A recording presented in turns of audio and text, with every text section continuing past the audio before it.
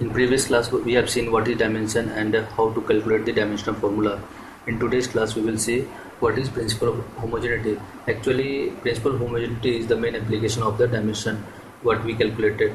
Okay, so according to the principle of homogeneity, the dimension of each term of an equation are same. Okay, or I mean to say, if I want to add two quantity, the dimension of each term should be same. Suppose means if I want to add a quantity having dimension is of length, then the other quantity which is getting added into previous one also should have a dimension of length. This is according to the principle of homogeneity. Means if I want to add length into length to mass, this can't be possible. Okay, so this can't be possible.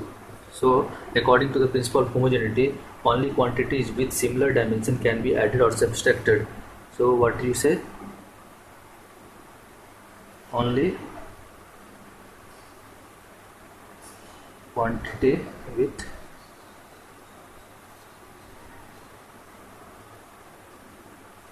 similar dimension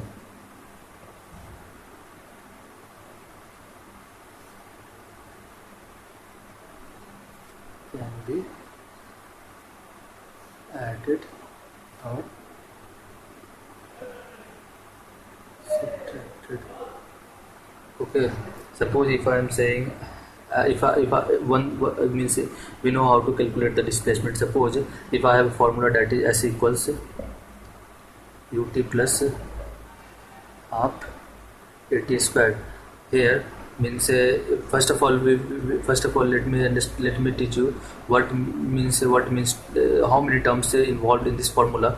Okay, so means this combinedly termed as one term, and this is termed as combinedly termed as one term, this is combinedly termed as another term. Okay, so the terms involved here, they are total number of terms is, you say, 3. Total number of terms is 3. Okay, if I am taking another formula that is you say v equals u plus at. So at combinedly termed as one term, u is another term, and v is another term. So we can say total number of terms is 3. Okay, suppose if I am saying t equals 2 pi square root L by G, where t is means t is a time period of oscillation and L is the length, G is acceleration due to gravity. We will see these all things in the chapter of oscillation, simple harmonic motion. Okay, so how many terms involved in this formula? So this is combinedly termed as one term, and this is this is one term. Okay, so the total number of terms I can say that is number of terms is 2. Okay,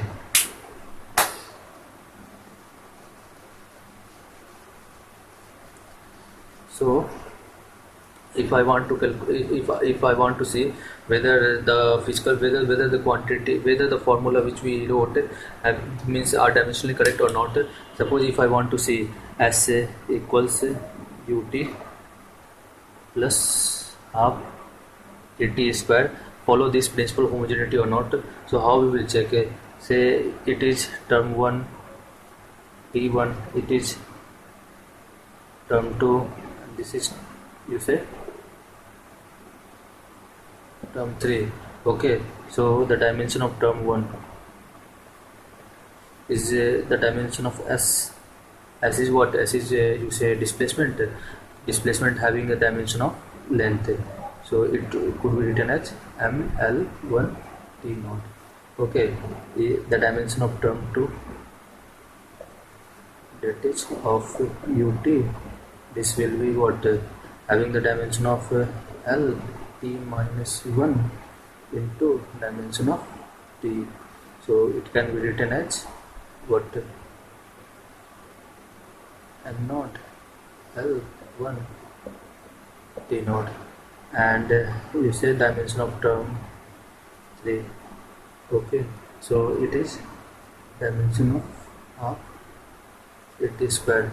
So I can write it the dimension of acceleration, the dimension of acceleration is lt minus 2, and that of t square, that this is this much. So the total dimension I can say this is L T naught. Okay, or I can write it M naught L1 T naught. Here I am saying the dimension, the dimension in the LHS equals the dimension in the RHS. So according to the principle of homogeneity, if the dimension of LHS equals to the dimension of RHS, then it is dimensionally correct. Okay, so means this is, you say this is the main application, this so this formula I can say it, this is dimensionally correct. Suppose if I want to check whether means another formula, suppose if I am saying that t equals 2 pi up t equals 2 pi upon L by G, and check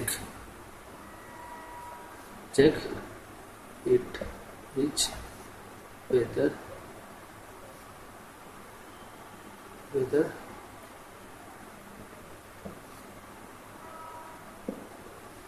dimensionally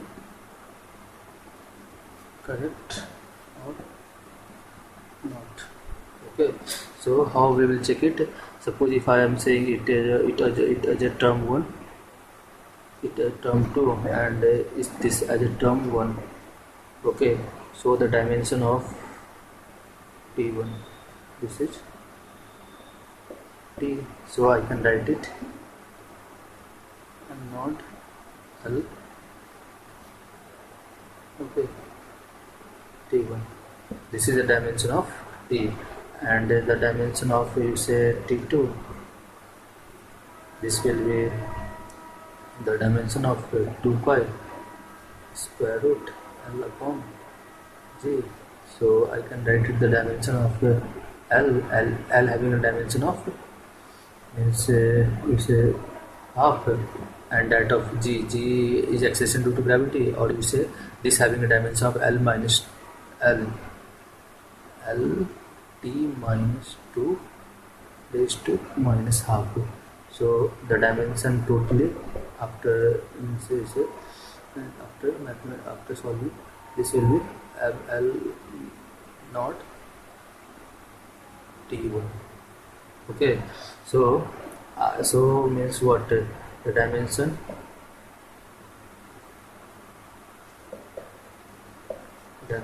of LHS equals dimension of RHS. So it is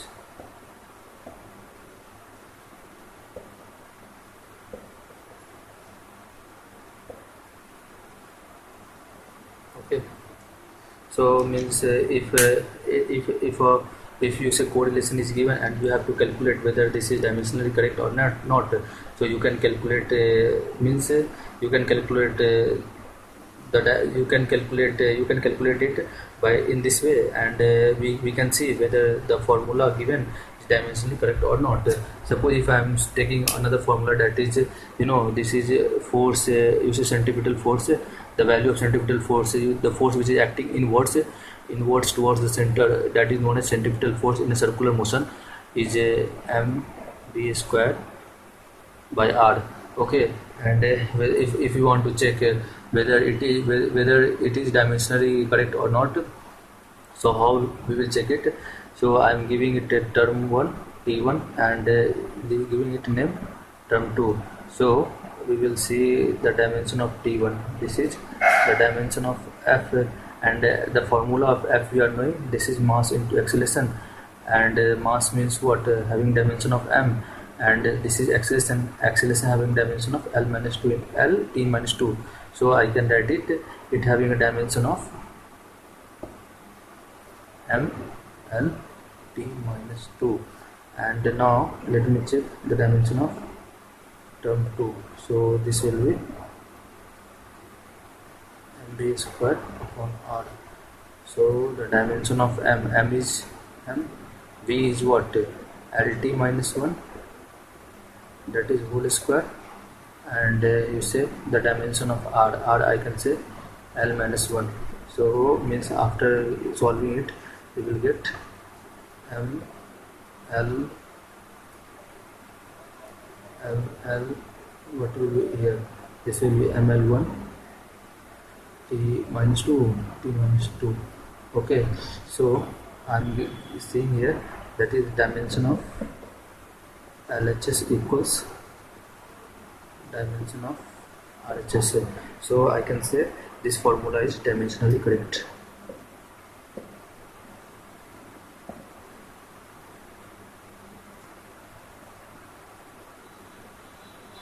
Okay, so in this way we have seen means if we have to check whether the formula, whether the means given correlation is dimensionally correct or not, you can proceed in this way, and you can come with a conclusion that the formula given is dimensionally correct or not. Okay, so today I am stopping here. In next class we will come with some more examples and see means suppose if in see means how to make a dimensional formula. Okay, so okay, thank you.